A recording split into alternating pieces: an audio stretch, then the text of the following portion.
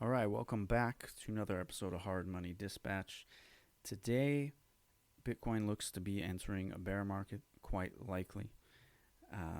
This is not financial advice, but in my opinion, it looks most likely that this is not just a typical 30% price retracement. Uh, there's a lot of technical indicators like the close beneath the 50-week moving average, simple moving average, which has always indicated a bear market in the past. And it looks like this week, I'm recording this on Saturday, 22nd of November, looks like this week will be the second weekly close in a row beneath that trend line. So the odds are looking pretty high that this cycle is playing out more or less like other cycles with the peak in October or November. But no one really knows for sure. In my opinion, that's the most likely scenario. But you never know. It could be, I stumbled across an article from Bitcoin Magazine earlier this year. I think it was like June or July it was published, talking about how the cycle could just be lengthening and there could be a new all-time high of, around 200,000 in about May of next year. One way or another, though, we'll know by May or June of next year. It'll either be 60,000 or 200,000. There's not a whole lot of, those are the most likely things by far. There's always a chance the price could go sideways from now until then. That's probably not very likely. Again, this is just my opinion. It's not financial advice. And I do have to admit I was completely wrong. I believed that by this time of year, there'd be a much higher six-figure number. And I don't think I'm alone in that. A lot of people believed this cycle would top out at more like 200,000, 300,000, or even much higher. And looks like that's probably not going to be the case. But of course, if you have a 4-year longer time frame, it's not going to matter anyway.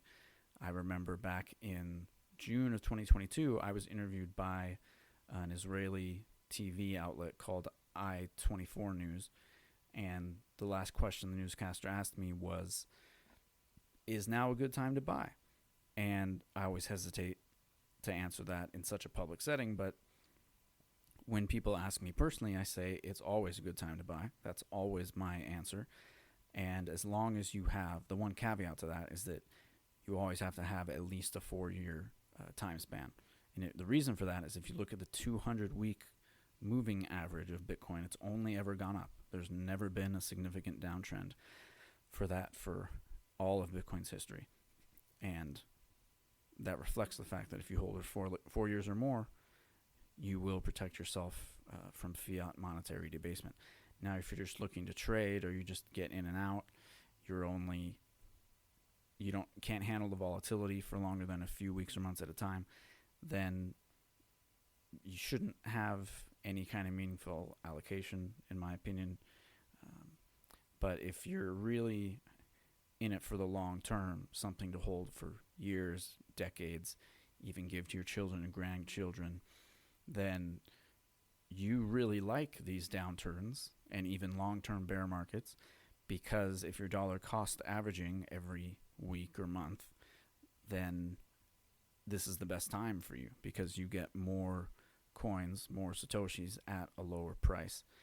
And you shouldn't be too concerned about the price, whatever it's doing, if you have that long-term mindset and you're just dollar cost averaging consistently, then you're not really too concerned with what the price is. But some reasons for this downturn include things like long-term holders exiting their positions because now the market's finally liquid enough to absorb significant selling pressure, with institutions in play and Bitcoin treasury companies.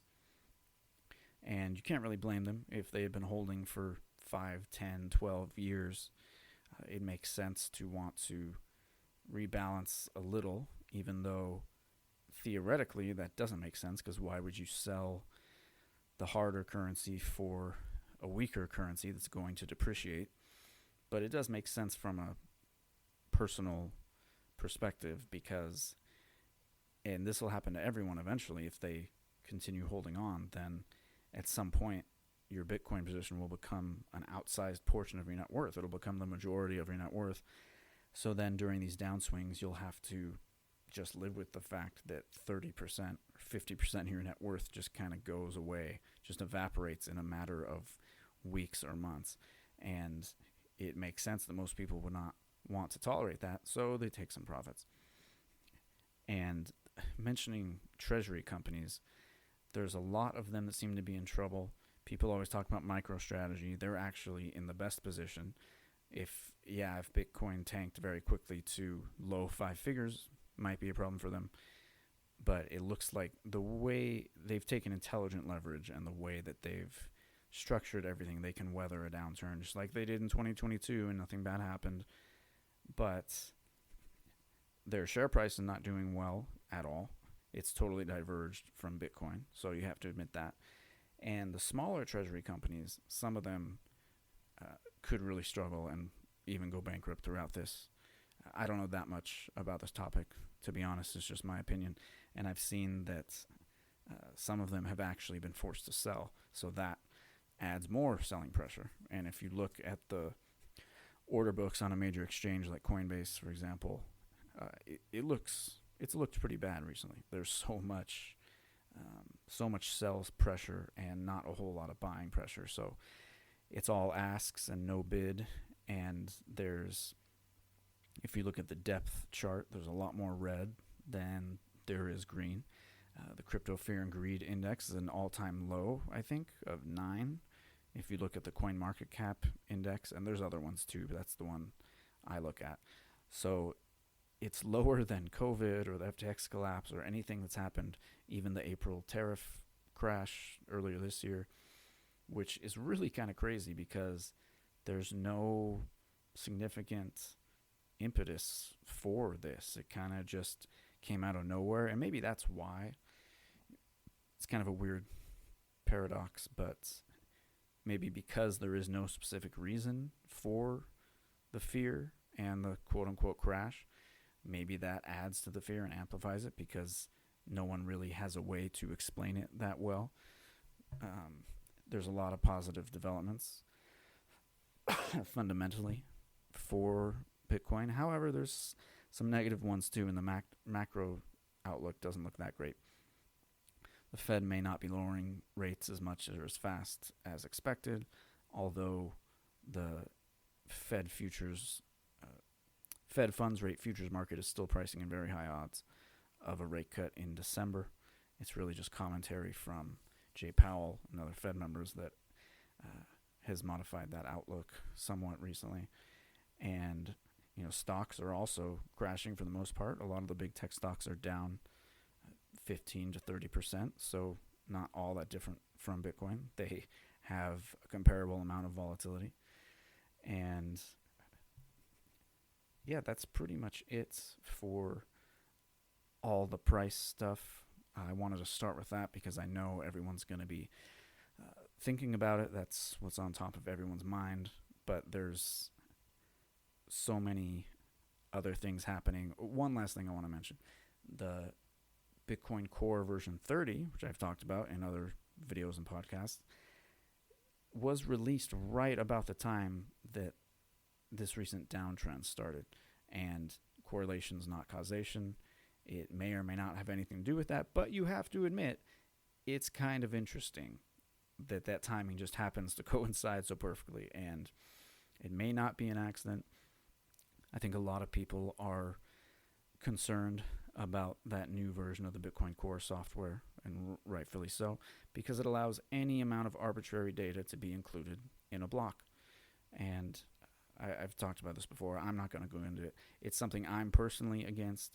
People can be for it or against it or neutral. Doesn't really matter. In the big picture, it's kind of a good thing because it's led to the adoption of different types of node software, which increases the decentralization of the protocol.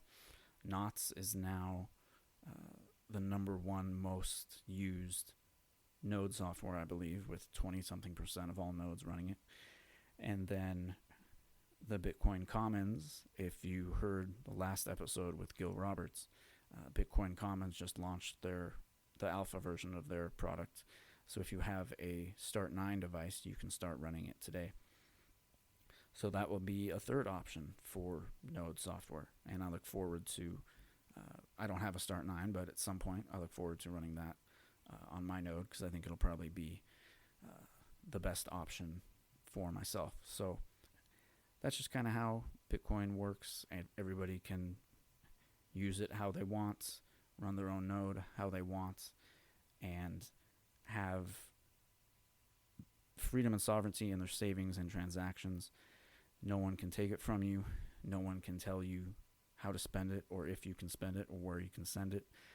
No one can freeze the funds or stop the transactions, unlike many of these crypto blockchains, Solana, Ethereum, Tether, Circle.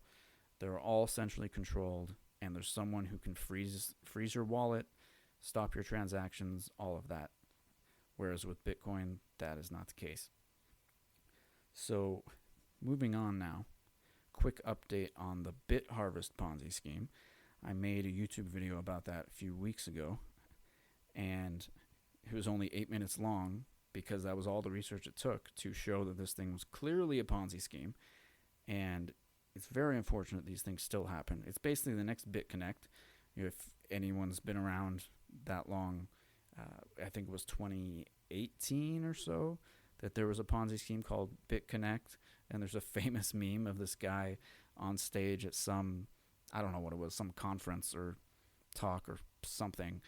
And he's just yelling in the microphone, Bitconnect! He's so stoked about this thing that's obviously a Ponzi scheme. And then it collapsed. I think that marked the peak. I think it collapsed like 6 to 12 months after that. For this Bitharvest thing, I thought maybe it would last 3 to 6 months, 3 to 12 months. Looks like it's already finished. They've already halted withdrawals. I've heard from multiple people. Someone commented on YouTube. Someone commented on LinkedIn. And I realize those are just social media comments, but I can't imagine why multiple people would say that if it wasn't true. And personally, I don't know how else to find out about that stuff, because it's, unless you're in it, you don't really have any knowledge of it. And I haven't researched it since then, but I will soon. And it wouldn't surprise me one bit if that's actually what's going on. They've halted withdrawals, and you can only take out this BHT token that they created that's worthless and constantly losing value. So it's very sad that a lot of people gave up their hard-earned coins for nothing, basically. For this thing that was just a Ponzi scheme. The owners just take coins from people and then make all these tiny transactions to people's wallets, so they think that they're participating in some legitimate investment. And then once they can no longer bring in enough new money to pay out old investors, then the thing collapses and they halt withdrawals and try to scramble to do some kind of image protection and make people think it's still legit. And then it's all downhill from there. And yeah, it's really sad. I wish I had covered it sooner, honestly, but I didn't know enough about it and didn't get a chance to make a video. I think I made the video like a few weeks after I first learned about it, if even. So I guess there's not much more I could have done. But hopefully someone saw that video or that LinkedIn post and stayed away from it as a result. But that's that. The Bitharvest thing is coming to an end. Or it's already come to an end, you could say, because people can't get their money out. So it's only a matter of time before the whole thing falls apart. And that's just a reminder to hold on to what you have in terms of Bitcoin, this hardest money ever created. There's no need to try and use it to generate more yield or get into some shady investment scheme that promises outlandish returns or has some type of product that sounds too good to be true. You really just... That's another version of people looking at this thing as a get-rich-quick scheme or purely speculating, when that's just not what it is. And I spent a lot of time and energy trying to explain to people that this is not purely speculative, and it's not a get-rich-quick scheme. It can help people get richer slowly over time, again, 4 to 10 years or more. But I've learned not to even bother for the most part. Most people don't want to know. That's why I create content like this. So if someone has tuned in, is interested enough, they can learn a little more. I also have a free report on the 3 problems that Bitcoin solves. Those being monetary debasement, potential confiscation, and censorship resistance. For those of us in the Western world, in first world countries, we really only have to be concerned about the monetary debasement part on a long-term time frame. At least that's what we tend to think here. Although there are times when confiscation or censorship do come into play. If you look at the Canadian trucker incident back in, I think it was 2021, for example, they were protesting a certain mandated medical procedure, and a bunch of people had their bank accounts frozen just for contributing to a GoFundMe that supported these protests. And so when that kind of thing happens, and there was no law passed, there was no voting process, it was just a handful of dictatorial politicians that decided to enact this all on their own. And people had no recourse. So the only thing you can do in that kind of situation is use Bitcoin. You can transact with it freely. And that's a powerful use case that a lot of people don't want to acknowledge for some reason. And the hedge against inflation is the thing everybody focuses on, at least here in the West, and everybody debates it and says, oh, look, it's too volatile or this or that. And again, that's only 1/3 of the picture, if you ask me. The second part is the censorship that I just mentioned. And then there's also the confiscation element, which kind of goes along with the censorship. They're, in a way, they're kind of two sides of the same coin because they both involve a centralized third party with too much power being able to control someone's transactions or accounts or savings. And confiscation is generally not a problem in the first world, but in many third world countries, it has been a problem. And all these things go together, really, where I know Michael Saylor's talked about the example of Argentina. He had, I think it was 1 million Argentinian pesos or something. And one day the government just said, well, your account is locked, and next week we're going to give you $100,000. It's a 10-to-1 exchange rate, so you just lost 90% of everything. I don't remember exactly the terms, but that was the moral of the story. Was he had no choice in the matter. The money he had there was devalued by 90% overnight. So that is a good example of how all 3 of those things kind of work together in the worst case scenario, where your account's locked for a period of time, everything's devalued, and you weren't free to transact for that time period. And Bitcoin just fixes all of that. If you can hold things in self-custody, none of those things become possible. So that's the message I always try to hammer home, and I'll keep explaining it for a long time, I'm sure. And I appreciate that someone out there at least appreciates this and finds it interesting and helpful. I'm blown away by the response to this podcast recently, ever since I rebranded to Hard Money Dispatch and made the focus more on Bitcoin, crypto, finance, economics. There will be some episodes on entrepreneurship and business as well in the future. And yeah, there's more people listening. I've had a bunch of people reach out wanting to be a guest on the podcast, which, by the way, if you want to be a guest, you can email me at admin@bdncontent.com, or just send me a DM on social media and I'll get you on the list. I think right now it's pretty much booked out throughout January, maybe like end of January right now. So there'll be a lot of episodes coming up where I have a guest on the show talking about whatever it is they're doing, and we'll have some interesting conversation. But this week it is just me, and that's just because I wasn't able to get anyone scheduled in time. And I'll be traveling next week, but after that, yeah, it should be a long list of episodes that have a lot of guests, and they'll be sharing all kinds of interesting things. Like the last episode with Gil Roberts, that was really cool to learn about the Bitcoin Commons protocol software, for example. And what else have we got? I think that's almost it. One last thing I want to mention is that if you have been selling any kind of crypto or you do staking for altcoins, these are all taxable transactions, right? In the case of staking or mining, those count as income. And if you sell anything at a gain or a loss, it'll be capital gains. Held for a year or more, it's long term. Held for less than a year, it's short term. These are very basic things. And I've done a lot of research and written about this a lot in the past.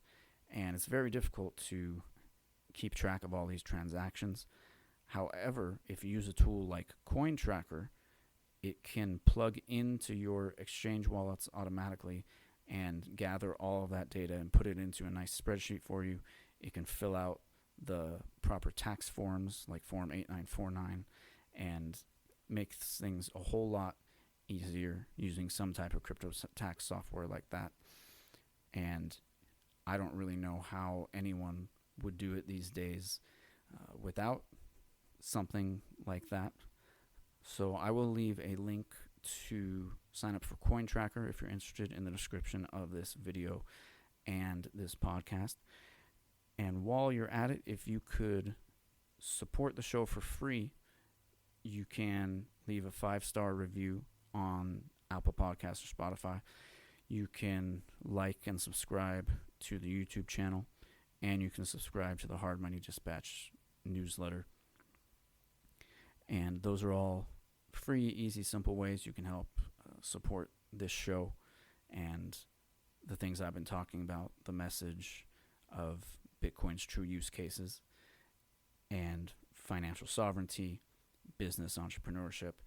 I think it's going to be a few weeks from now. I'll have someone on, and the conversation will be more business-oriented and less Bitcoin-oriented.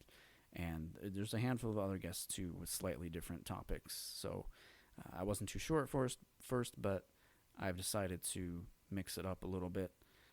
Hope you guys enjoy it. If you've made it this far, thank you very much for listening, and I hope to see you again soon.